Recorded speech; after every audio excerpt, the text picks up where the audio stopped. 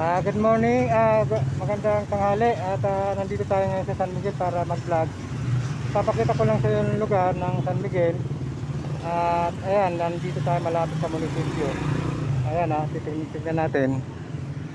Okay, ayan. Pupunta tayo doon sa malapit lang sa munisipyo. Okay. Ayan, ito ang lugar ng San Miguel. Okay. Ayan po, simbahan dito. Ayan. Mga nagka-tricycle. Kaway. Okay. Okay. Sa YouTube to, sa YouTube. Pupunta tayo doon sa munisipyo ng San Miguel. Doon lang tayo sa labas kasi wala naman tayong dyan na mag-vlog. Pupunta lang tayo doon. Okay.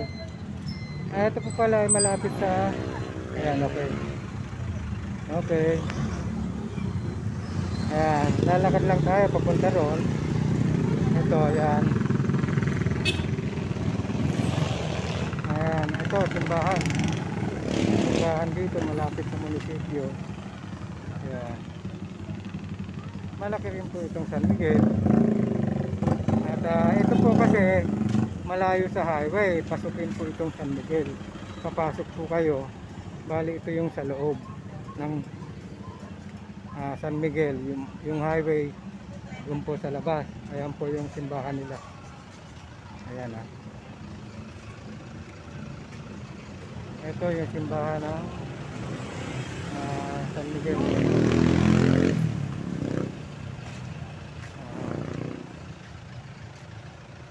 Okay, lalakad tayo, lalakad. Ayan po, simbahan. Ayan. Ito po ang lugar ng San Miguel. Ito pala yung kanilang munisipyo. Okay.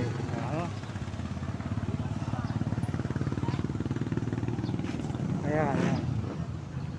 Ayan pa ito. Ayan. Hindi yata ito ang munisipyo. Ito. Okay. Parang lumang munisipyo. Luma. Okay. May vlog lang po natin. Ayan po. Ayan.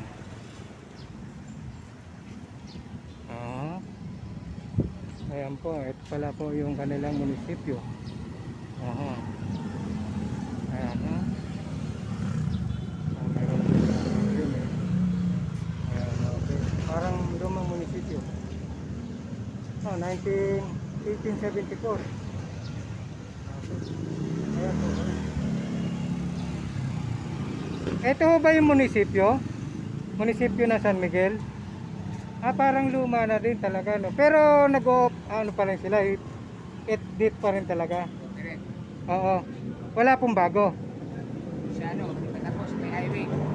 Meron pong bago munisipyo. Ito po pala yung lumang munisipyo at mayroon na po palang bago. Purpose pa lang natapos. Under construction ba? Naka-under construction pa yung bagong munisipyo ng San Rafael. Ito po yung lumang munisipyo. Talagang panahon pa ng Kastila yata ito. Okay. Ayan, dito na lang tayo. At ito pala yung luma, may ginagawang bagong munisipyo. At meron nakabantay dito. Dalawang sundalo. Monumento. Ayan, Ayan, may monumento. May sundalo pa. Mukhang may edad na. Ayan talaga matanda na talaga yun. Ayan po, yung mga ito kanila yung mga history.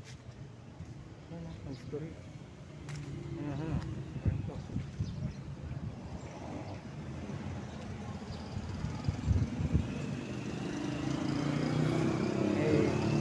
Ito yung mga pangalan, hindi ko alam kung ano po yan na mga nakasulat dyan. Ayan po yung simbahan. Ayan, bante tayo. Ayan, ito po pala yung simbahan nila. Okay. Ayan, yung simbahan. Okay, hanggang dito na lang tayo. Thank you.